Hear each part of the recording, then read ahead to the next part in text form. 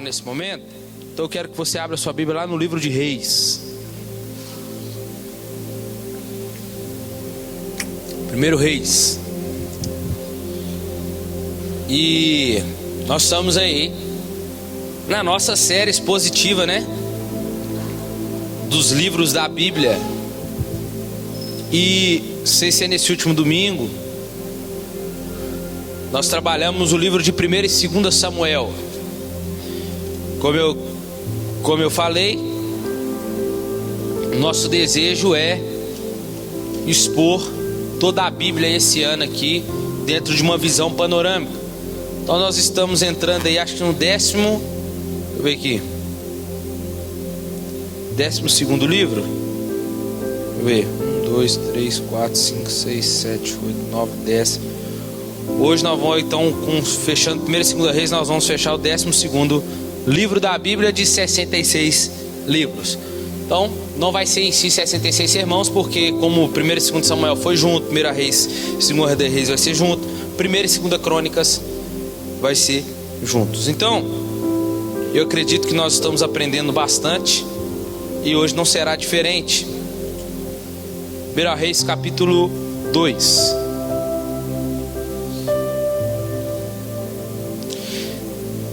Quem tem vindo aí, não faltou nenhum, ou se faltou, tá lá no YouTube, todas as pregações, desde Gênesis. Facial, tem dúvida do que Gênesis trata? Vai lá no YouTube, assiste Êxodo, Levítico, Números, Deuteronômio, Josué, Juízes, 1 e 2 Samuel, Ruth, né? Ruth, 1 e 2 Samuel, e agora o livro dos Reis.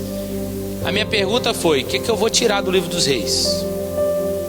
Se tem um livro que a gente conhece mais, esse livro é por causa de Elias e Eliseu. Não em si tanto por causa dos reis, mas em si mais por causa de Elias e Eliseu. Mas nós vamos entender aqui que eles foram só um adereço que Deus colocou no meio da história de reis. Então, vamos lá. Capítulo 2, quem encontrou? Aproximando-se o dia da morte de Davi, deu ele ordem a Salomão, seu filho, dizendo: guarde isso aqui, irmãos, que nós vamos ler. Eu vou pelo caminho de toda a terra. Esforça-te, pois, ser homem. Guarda as ordenanças do Senhor, teu Deus, para andares nos seus estatutos, os seus mandamentos, os seus juízos, os seus testemunhos, como está escrito na lei de Moisés, para que prosperes em tudo que fizeres e por onde quer que fores. E que o Senhor confirme a palavra que falou a mim, dizendo: se teus filhos guardarem o seu caminho, para andarem perante a minha face, fielmente, de todo o seu coração e de toda a sua alma, nunca te faltará sucessor ao trono de Israel. Aí você pula lá para o versículo 9. Mas agora não tenhas por inocente, porque é um homem sábio e bem saberás o que lhe há de fazer, para que as suas cãs desçam à sepultura com sangue. Então Davi descansou com seus pais e foi sepultado na cidade de Davi.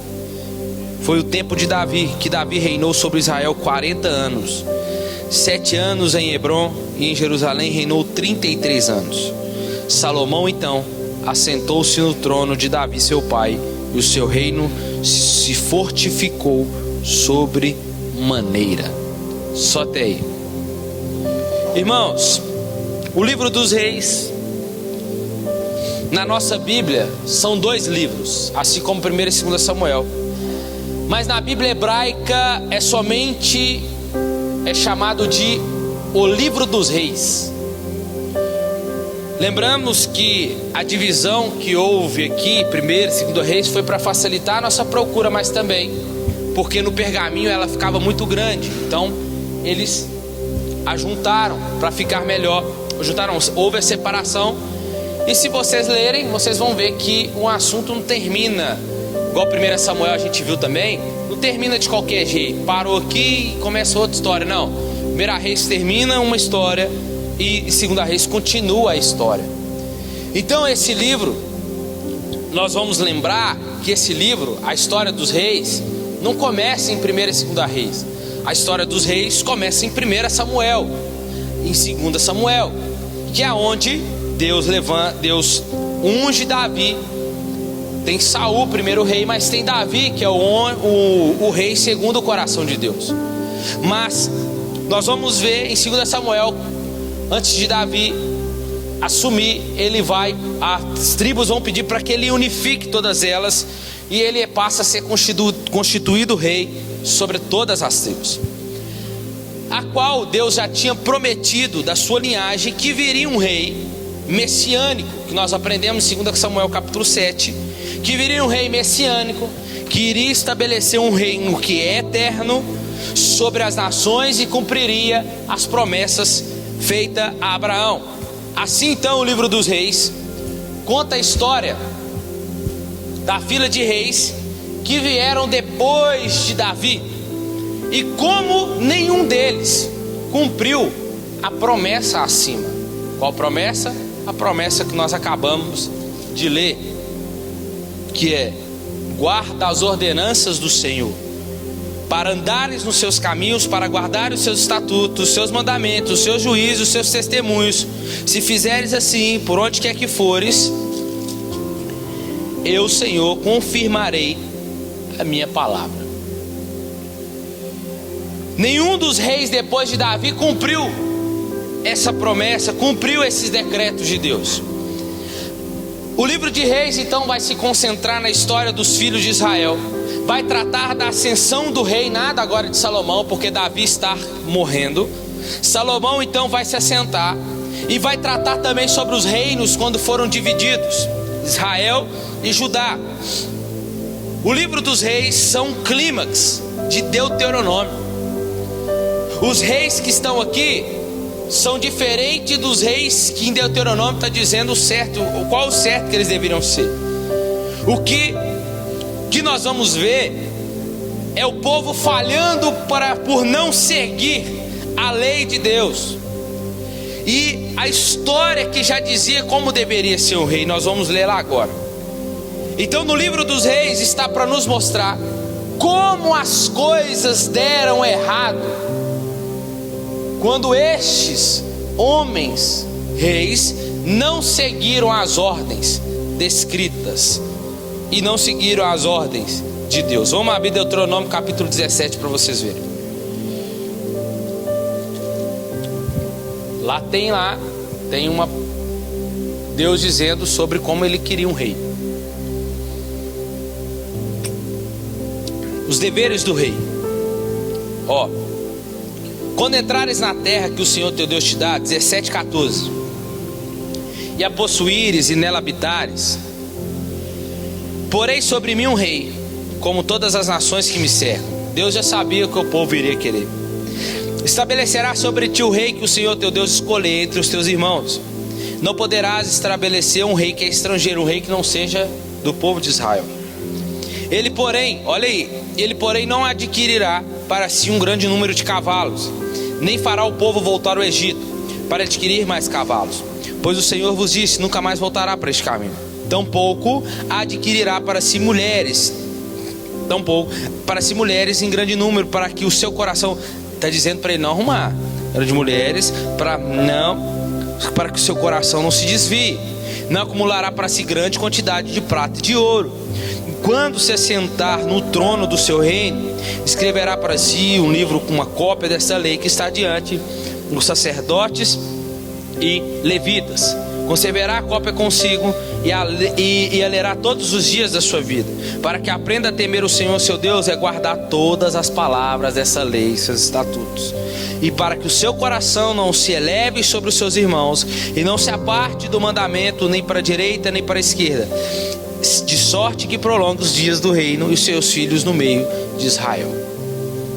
Aí Deus vem em 1 Reis e fala aquela palavra de Davi, que foi falada a Davi, que agora Davi passa a Salomão.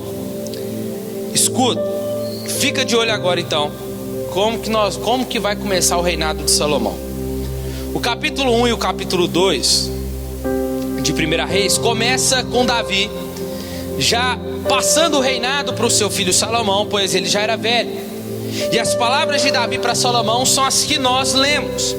São palavras parecidas com as mesmas palavras que Josué disse ao povo antes de morrer, e as mesmas que Samuel disse para o povo antes também de partir. É uma chamada, essa palavra é uma chamada do povo, para o povo permanecer fiel aos mandamentos de Deus, aos decretos de Deus, ao Deus da aliança, que é somente lembrar eles que a aliança que eles têm é somente ao Deus de Israel. A mesma chamada de Deus, essa chamada ela é um princípio que é inquebrável, ainda permanece nos dias de hoje. O povo permanece sendo ainda o povo de Deus, amém? A Bíblia fala que a igreja é o povo de Deus, amém ou não amém? Logo então Deus também continua sendo o mesmo.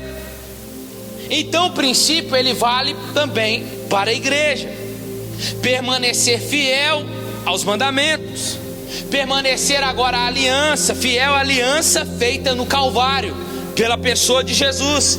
E essa aliança é somente a Jesus e pronto, acabou. Assim como hoje as palavras de Davi parecem serem vazias. Nós vamos ver com o reinado de Salomão, ele começou bem, até ele construir o palácio, o templo. Depois ele desbancou tudo. Por quê? Por não permanecer fiel e ir contra tudo aquilo que está lá em Deuteronômio 17, que nós acabamos de ler, que nós vamos ver daqui a pouco. Assim então como hoje as palavras de Davi parecem serem vazias, porque Davi e Salomão vão conspirar a consolidação do novo reino, mas cheio de série de assassinatos. Isso já não é um bom começo. Por que parece com a gente? Porque muitas das vezes nós ouvimos as palavras aqui no domingo, até lemos a palavra em casa, mas quando é a hora de colocarmos em prática, que é o que eles precisavam fazer, a gente quer fazer do nosso jeito. Quer saber? Vai dar ruim. Se fizermos assim, vai dar ruim. É o que nós vamos ver aqui. Do capítulo 3 ao capítulo 4, o único bom momento de Salomão é quando ele pede a Deus sabedoria para liderar Israel. Poderia pedir tudo, depois vocês leem na sua casa. Poderia pedir riquezas, poderia pedir um reinado grande de guerreiros, vencer todas as guerras. Não, ele não pediu isso. E Deus disse para ele: porque você me pediu sabedoria, não pediste muitos dias, não pediste riquezas, nem a vida dos teus inimigos, mas pediu entendimento. Farei segundo o teu coração, farei segundo as tuas palavras. Dar-te-ei um coração sábio, entendido, como nunca houve em todo Israel. O homem mais sábio do mundo, Salomão. E aí nesse pedido ele inclui o sonho do seu pai. Qual que era o sonho de Davi? Construir uma casa para Deus, de fazer um templo para Deus. Salomão então pede sabedoria a Deus, e de fato o seu reinado se destacava por ser um reinado tão sábio, que as outras nações vinham até ele para saber, para pedir conselhos. E quando vinha pedir conselho, ele fechava um acordo ali, fazia aliança e dava tudo certo. No reinado de Salomão não houve nenhuma guerra, porque ele fez aliança com todos que tinham ali e cessou a guerra. Foi um reinado de paz. Mas, irmãos, parou por aí, cessou por aí. Ele construiu o templo, recebeu, teve o pedido que fez, mas aqui do capítulo 5 ao capítulo 8 começa a desmoronar. Não, ainda não. Parou por aqui. Aí do capítulo 5 ao capítulo 8, nós vamos entrar no momento da história em que ele vai começar a ditar todos os detalhes da construção do templo. Aqui a história dá uma parada muito interessante, porque vai discorrer para nós a planta do templo. Por quê? Isso que é a pergunta para nós: por que isso está aqui? Assim como foi desenhado para Moisés o tabernáculo na Torá, agora será o templo, uma série de utensílios de ouro, joias, representações de anjo, árvores frutíferas, depois você lê. São todos simbolismos, sabe aonde que aponta para nós? Do jardim do Éden. Ali seria o lugar, esse templo seria o lugar onde o céu e a terra se encontraria, aonde a presença de Deus se manifestaria de fato ali. É aonde a presença de Deus agora iria morar. Irmãos, isso aponta para algo em nós nos dias de hoje. Como diz aquele louvor lá: meu orgulho me tirou do jardim, mas a sua humildade colocou jardim em mim. Isso é fato. A humildade da pessoa de Jesus colocou o jardim em nós. Mas o que isso significa? Significa que o Éden era o lugar onde o céu e a terra se encontravam todos os dias.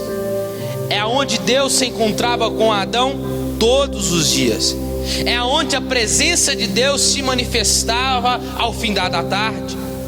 No Antigo Testamento, essa presença, ela estava, depois do Éden, ela estava restrita a uma arca, junto ao tabernáculo. E agora aqui nesse texto nós vamos ver a arca agora dentro de um templo, no lugar chamado Santo dos Santos.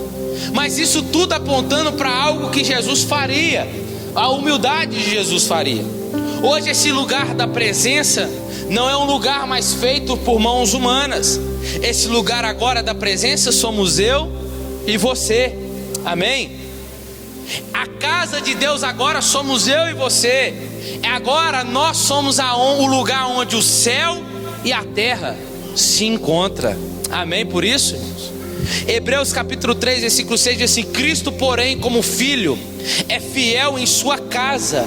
Esta casa somos nós, se guardamos firmes a ousadia e a exultação da esperança. 1 Coríntios 6,19. Será que vocês não sabem que o corpo de vocês é templo de Deus, que está em vocês e que vocês receberam de Deus e que vocês não pertencem a vocês mesmos? Nós somos agora esta casa aonde Deus mora. Isso tudo aqui, essa construção do templo aponta o que o Cristo viria fazer, nos constituir templo. Mas faz a nós também lembrar em 2 Samuel capítulo 7, quando Davi vai falar que queria construir um templo, uma casa para Deus. Deus vira para Davi e fala: Davi, não é você que vai construir uma casa para mim, mas eu farei de vocês templo meu. Aqui começa a constituir, irmãos, as coisas começam a andar. E esses apontamentos é só para lembrar a nós: o que havia no Antigo Testamento era só a sombra do que vai vir no Novo Testamento, que é a pessoa do Messias. Amém? Aí no capítulo 9 ao capítulo 11, aí começa, Salomão estava tudo bem até aqui. Aí começa agora do capítulo 9 ao capítulo 11 a queda de Salomão. Como nem tudo é flores, assim que Salomão termina o templo, ele começa a tomar decisões terríveis. E tudo começa a desmoronar. O seu reinado começa a findar. Por quê? Lembra de Deuteronômio? Ele começou a fazer o contrário. Começou a se casar com filhas de outros reis, semeando a paz da filha aqui. Centenas delas, que chegou a ser 1000 mulheres, 700 mulheres e 300 concubinas. Não sei como é que ele aguentou, né? Por causa de quê? As alianças políticas que acabou a resultar em outra coisa. Ele começou a adorar outros deuses, os deuses das mulheres. E não só adorar, mas ele começou a introduzir aqueles deuses dentro de Israel. E não só introduzir, como também ele começou a pegar Israel e fazer de Israel, escravizar Israel. Para quê? Para que eles viessem a construir templos para esses deuses dentro de Israel. Irmãos, Salomão começa então a adquirir riquezas. Lembra de Deuteronômio? constitui um exército enorme de cavalos. Um rei não pode ter muitos cavalos, está escrito lá. Com cavalos até instituiu esse trabalho escravo. E se voltarmos, irmãos, à Torá, que é a lei, vamos ver as ordens de Deus sendo quebradas, todas elas, uma por Salomão. Salomão começa a ser dentro de uma linhagem que vai aparecer daqui a pouco, sucessivamente, de reis centralizadores, reis tirânicos. Salomão, no final da sua vida, já não parece mais um rei. Salomão agora parece mais um faraó, como rei do Egito, e não mais como seu pai. Sabe o que vai resultar? Capítulo 12 em diante ao capítulo 16. A divisão do reino. Salomão morre no capítulo 11. Quem assume? O seu filho Roboão. Roboão não quer nem saber. Com Roboão não tem conversa. Israel estava unido, lembra? Lembra que Davi unificou? Agora vai dividir, porque Roboão quer aumentar mais ainda os impostos e os trabalhos escravos de Israel. Jeroboão, que era o líder com as 10 tribos no reino do que é onde ficava Israel, que estava dividido, não estava dividido ainda, mas ficava no norte, e Judá ficava no sul. Jeroboão chega e fala assim: Roboão, o que você está arrumando, moço? Faz isso não, o povo já não aguenta mais isso não. Seu pai fez isso, isso. Para com isso, vamos acabar com o trabalho escravo. O povo não aguenta. Aí Jeroboão vira para ele, falou isso. Aí Roboão falou assim: deixa eu falar para você uma coisa. Se o meu pai fez isso, eu vou ser pior do que ele. Vou aumentar os impostos agora. Aí começa, aí o que vai acontecer? Vai dividir o reino. Aí entra a divisão dos reinos. Reino do sul agora começa a ser liderado por Roboão, e reino do norte, aonde que tem as 10 tribos, com Jeroboão. E aí, irmãos, começa história triste, uma história triste de ganância, desejo de poder, aonde ele vai tentar aumentar os impostos de trabalho. As tribos do norte, que eram 10, agora está sob a liderança de Jeroboão, e ele vai se formar no seu próprio reino individual. E agora na história temos o reino do sul, que é só Judá, centrado em Jerusalém, com os reis da linhagem de Davi. E o reino do norte, chamado Israel, tem como capital Samaria. Agora você vai entender em João capítulo 4, a conversa que Jesus vai ter com a mulher samaritana, lembra? Lembra? Que ela vira para Jesus e fala assim: aonde que a gente deve adorar? No templo, em Jerusalém, onde os judeus falam, ou no monte, onde os samaritanos dizem? Deu para entender? Agora vocês conseguem entender. Por causa dessa divisão que houve aqui, essa divisão permeou lá até os dias de Jesus. Aí Jesus vem para quebrar isso. Fala: deixa eu falar para vocês agora. Agora não é nem no templo e agora nem é no monte, mas os verdadeiros adoradores adoram em espírito e em verdade. Por causa dessa divisão, permeou até lá, irmãos. E aí, Jeroboão, Deus vai falar com ele, irmãos. Só que, olha o capítulo 11, versículo 31. Jeroboão, Deus fala com Jeroboão assim, ó: então disse a Jeroboão: toma para ti os 10 pedaços, pois assim diz o Senhor Deus de Israel: vê, rasgarei o reino da mão de Salomão, e darei a ti as 10 tribos. Irmãos, Jeroboão já sabia. Agora escuta isso aqui. Mas sabe o que Jeroboão vai fazer no reino do norte? Jeroboão vai construir dois bezerros de ouro, vai colocar no meio do povo para representar o Deus de Israel. E ali eles começam a adorar, porque o intuito dele era competir com Deus, com Jerusalém, que está no sul. E ele constrói os 2 bezerros e coloca o povo para adorar. Irmãos, olha o que está virando esse povo. Uma bagunça, não está? Por causa de quê? Por não obedecer a ordem de Deus. A ordem de Deus era: anda nos meus caminhos, guarde os meus mandamentos, porque eu prosperarei o teu caminho. Eu abro um parênteses de novo para dizer que esse ano é ano de eleição. Pelo amor de Deus, Toma cuidado com quem que você vai votar. Deus trabalha na história, trabalha. Deus pode fazer a converger a história ruim numa história boa, pode fazer. Mas enquanto Ele não faz, o povo vai perecer.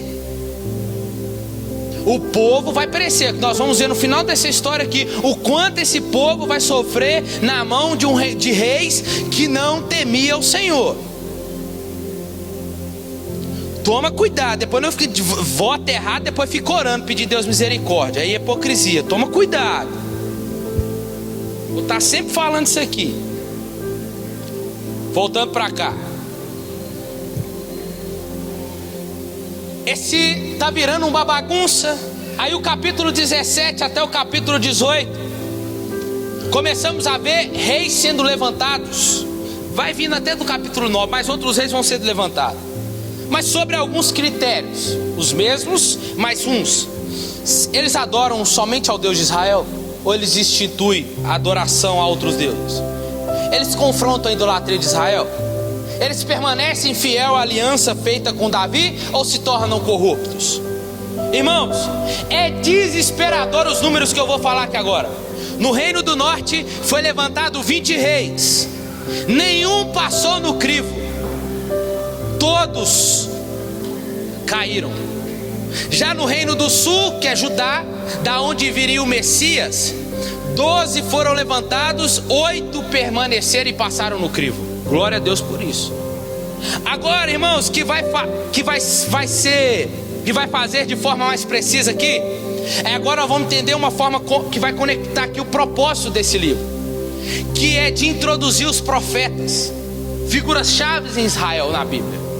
Homens que falavam em nome de Deus, que exercia a função de vigilantes da aliança, se o povo de fato estava seguindo a aliança.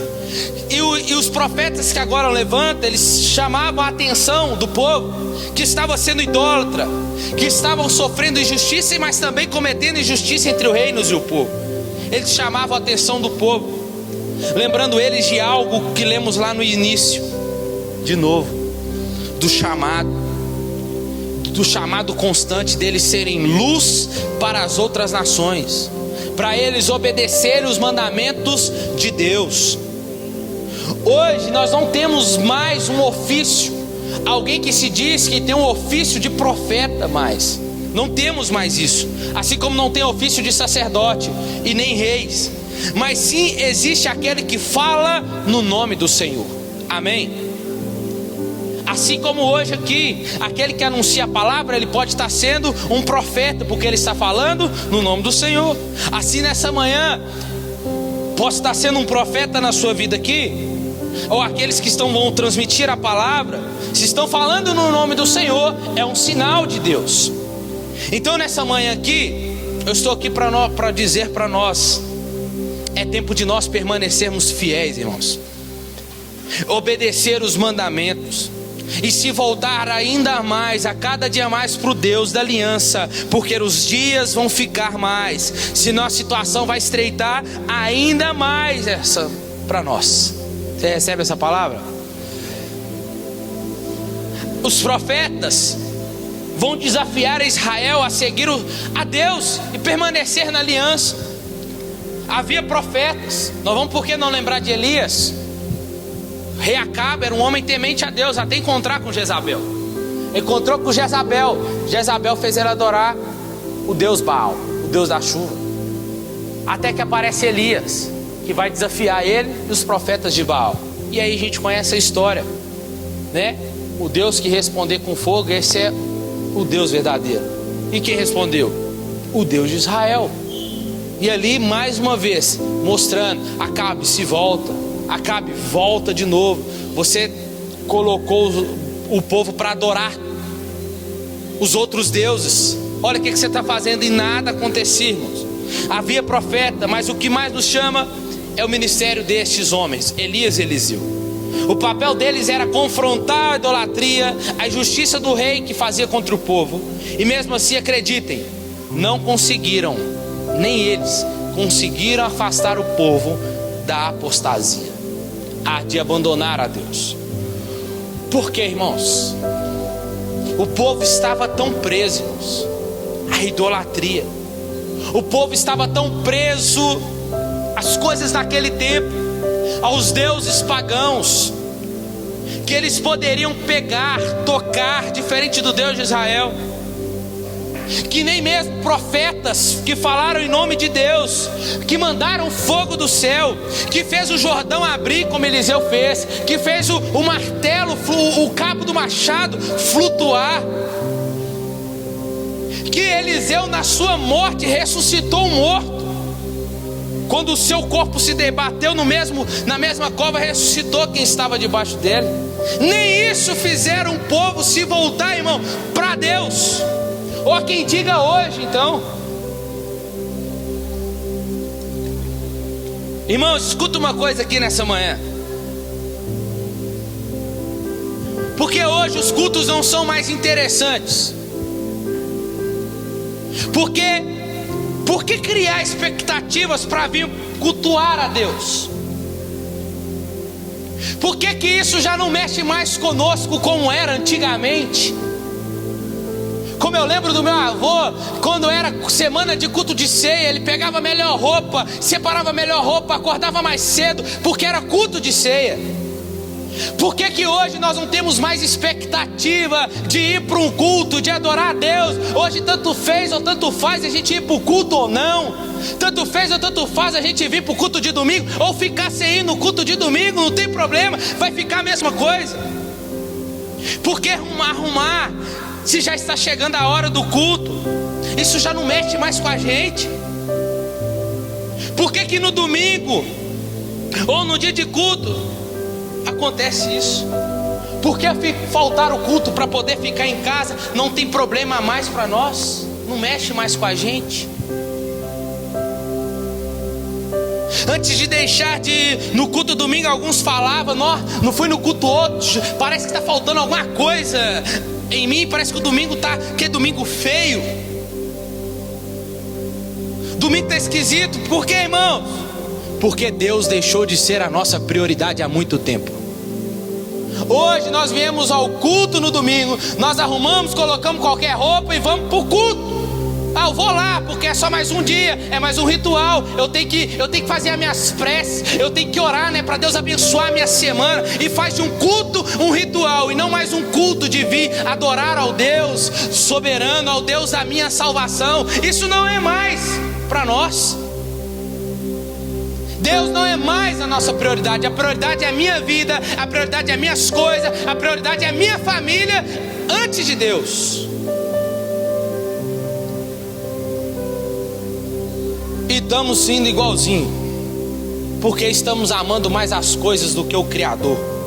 Estamos nos tornando mais amantes das coisas dessa vida e de nós mesmos do que Deus. 2 Timóteo 3,19, Paulo vai falar, 3:1-9. Vocês precisam saber disso, que nos últimos dias sobrevirão tempos difíceis, pois os homens serão egoístas, avarentos, orgulhosos, arrogantes, blasfemadores, desobedientes aos pais, ingratos, ímpios, sem afeição natural, implacáveis, caluniadores, sem domínio de si, cruéis, inimigos do bem, traidores, atrevidos, convencidos, mais amigos dos prazeres do mundo do que amigo de Deus, tendo forma de piedade, mas negando o poder dela. Fica longe também destes, pois entre estes se encontram os que infiltram nas casas, conseguem cativar mulheres tolas, sobrecarregadas de pecados, que são levadas por todo tipo de desejos, que estão sempre aprendendo e nunca conseguem chegar ao conhecimento da verdade. E do mesmo modo que Janes e Jambres resistiram a Moisés, também estes resistem à verdade. Por quê? Porque são homens que têm a mente totalmente corrompidas, reprovados quanto à fé. Mas esses não irão longe, porque a insensatez deles ficará evidente a todos, como também aconteceu com eles. Romanos capítulo 1, versículo 19 e 32. Eles trocaram a verdade de Deus pela mentira, adoraram mais a criatura do que o Criador. Irmãos, somos eu e você. Aonde está Deus na minha e na sua vida? É isso que os profetas estão aparecendo, estão dizendo. Nem os profetas fizeram o povo se voltar para Deus. E nós? Se nem Elias, que fez o fogo descer, se nem Eliseu, que fez o Jordão se abrir, fez flutuar um machado de dentro do fundo da água. E nós hoje, o que pode fazer a gente se voltar para Deus, irmãos? Que Deus tenha misericórdia de nós, que Deus gere em nós de novo a alegria da salvação, porque assim como o povo dia após dia nós vamos desobedecendo, nós vamos deixando de permanecer fiel à aliança, de seguir os decretos de Deus. Um dia eu sigo, outro dia eu não sigo, um dia eu obedeço, outro dia eu não obedeço. Será que vai ser só nos momentos de aperto? Só quando a tempestade vem que eu vou até Deus? Só quando a doença aparece? Ou quando o dinheiro acaba? Aí Deus não é o gênio da lâmpada, irmãos. Você tem que ir lá e Deus, faz isso. Tem mais 2 desejos. Deus não é a nossa dispensa que a gente abre lá e deixa eu ver. Não. Deus não é esse não. Que Deus é esse? Esse não é o Deus da Bíblia. A gente deixa as coisas criadas para ir até o Criador. Deixa de ir até o Criador. Toma cuidado, irmãos, porque de Deus ninguém zomba. Vocês vão ver daqui a pouco o que vai acontecer. E isso é zombar de Deus. Deus não é o nosso gênio da lâmpada. Deus não é a nossa dispensa. Deus não é o nosso iFood, que a gente pede na hora e ainda se atrasa no pedido, xinga. Vai achando, irmãos. Vai vendo aonde vai parar desse jeito. Escuta uma coisa, irmãos. A chamada de Deus para nós nesses dias de hoje é tempo de se voltar para Ele outra vez. É tempo de se voltar, de colocar a boca no pó, de se achegar a Ele, porque tempos difíceis virão. Agora é que é tempo de orar, de buscar mais a Ele. É tempo de largarmos essas nossas idolatrias, de largarmos essas coisas deste mundo, desapegar das coisas materiais, desapegar das coisas que nos impedem de seguir a Jesus e voltar a caminhar no caminho dele, a permanecer dele. Não tem tempo mais. É isso que os profetas estão fazendo, e vocês vão ver aonde vai chegar aqui. Deus é longânimo, mas até quando? Segundo a Reis. Lembra que eu falei que a história continua?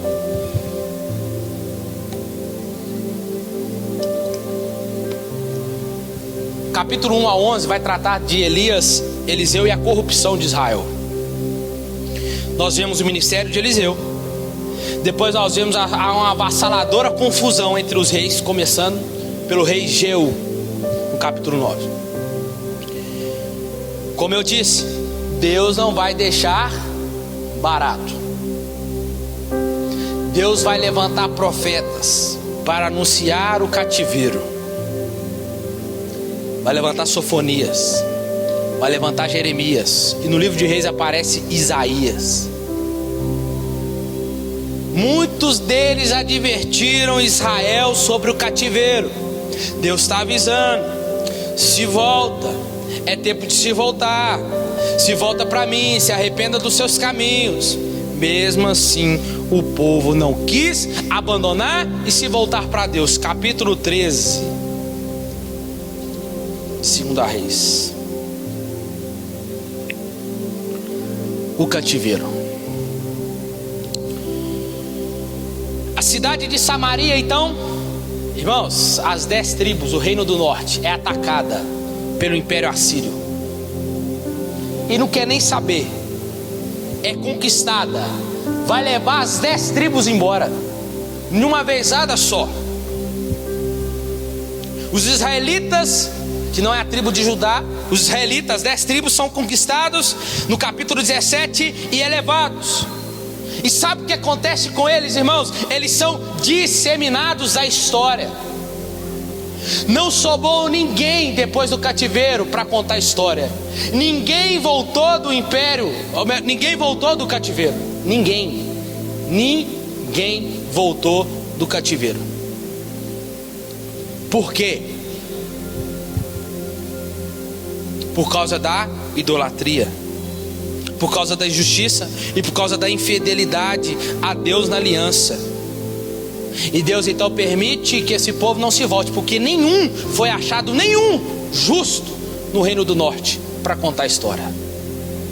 Nenhum que cumpriu, nenhum que quis obedecer, nenhum que foi fiel à aliança. E aí, falei que Deus não ia deixar barato, né? Capítulo 18 ao 20. Nós conhecemos a história de Ezequias, né?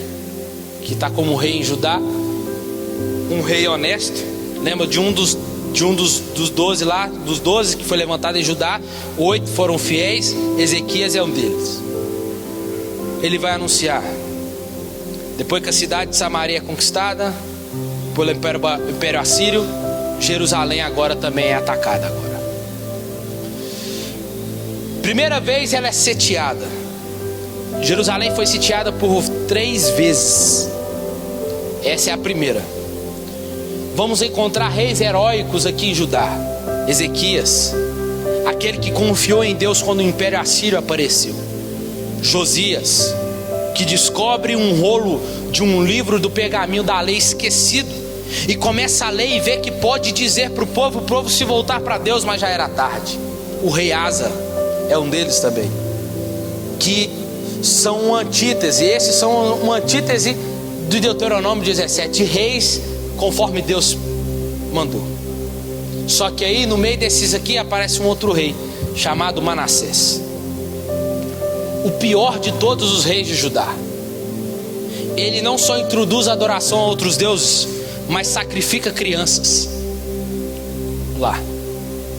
E aí Deus envia profetas para dizer que agora o reino do sul vai acabar. Isaías. Atingiram um ponto sem retorno algum para Deus. Capítulo 24 ao 25. Babilônia invade Judá.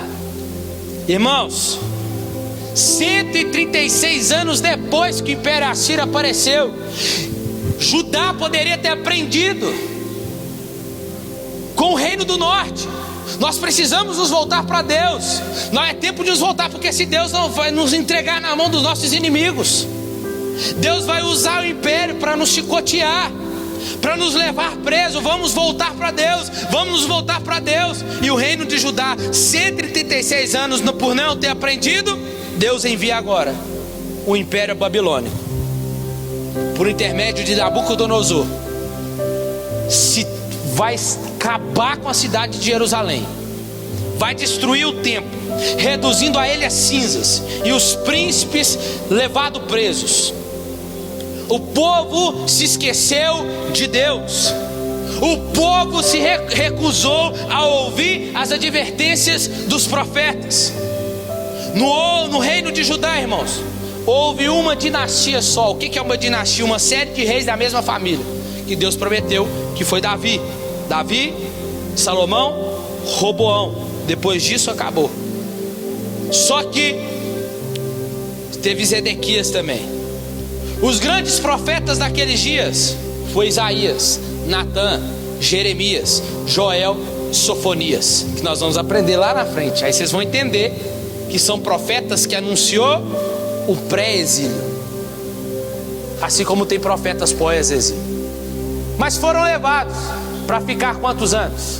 70 anos presos. Sem o templo não tinha como ter mais sacrifício. Sem a arca não tinha como mais ter a presença de Deus. Estão totalmente longe de Deus. Esqueceram de Deus, Deus também se apartou deles. Deus queria, irmãos, que o seu povo aprendesse uma lição de obediência e de dependência dele. Mas sabe uma interrogação a nós aqui? Estou terminando. Será que quando a gente olha para o texto, a gente pergunta: será que Deus está cansado de Israel, que é o seu povo? Se fosse então, hein? A igreja então já estourou o pavio de Deus. Será que ele cansou da linhagem de Davi?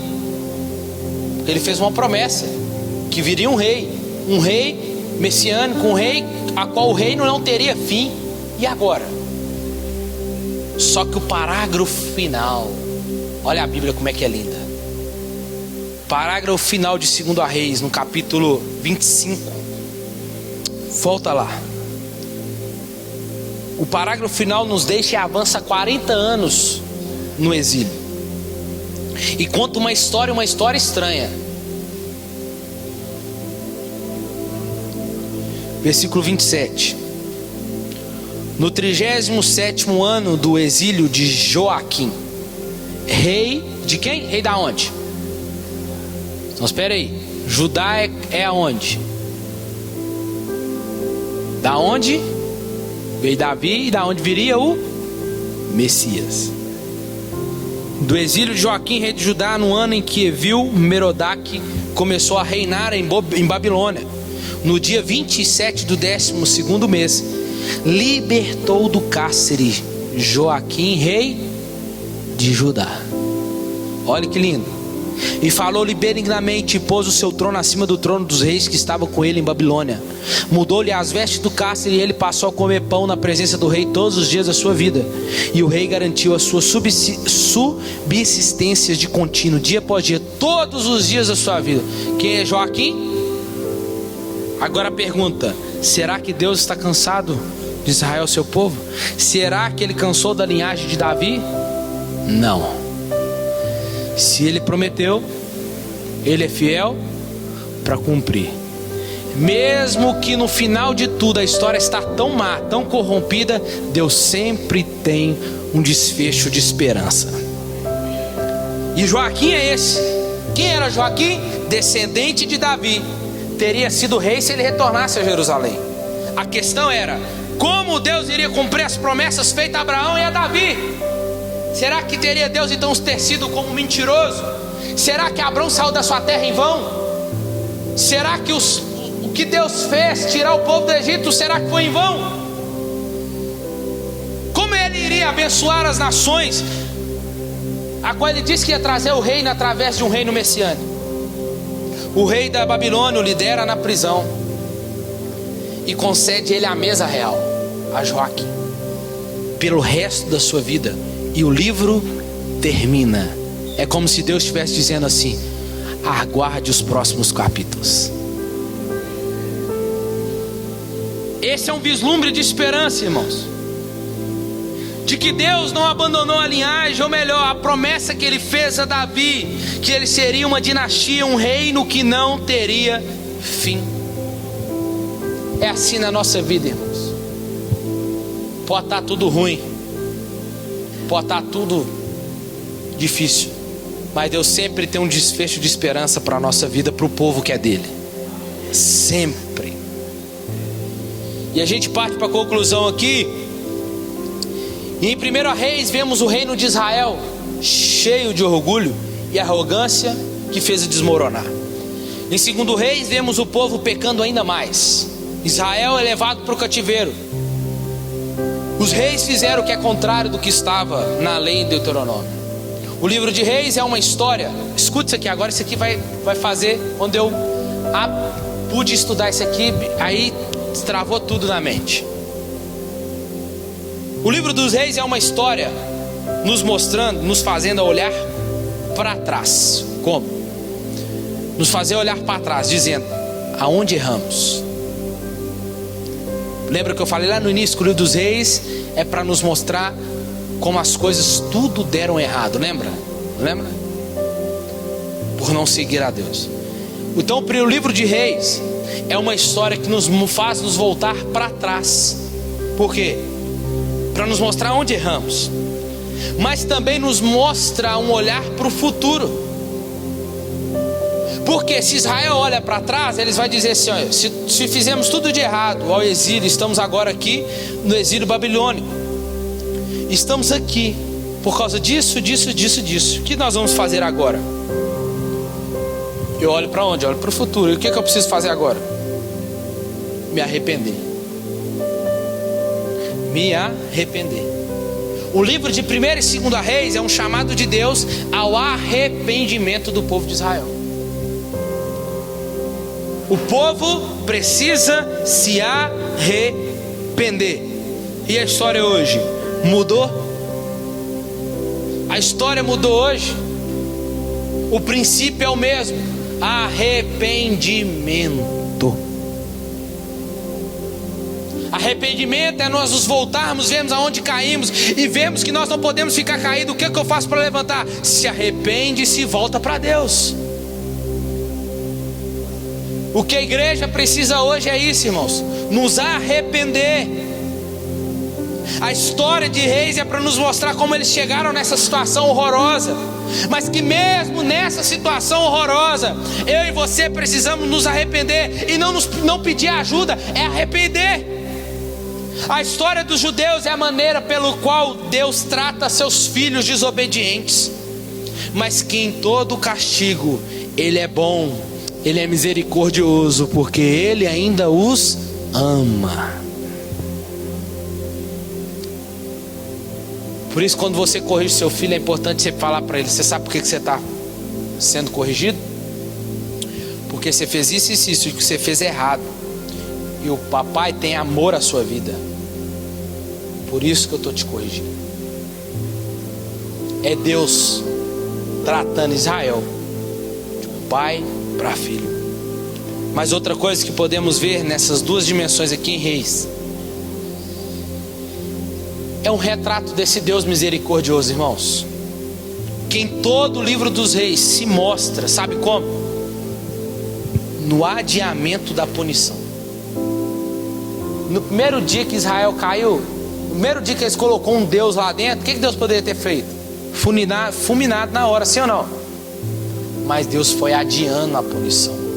A Bíblia diz que Deus é longânimo, mas a sua longanimidade tem fim.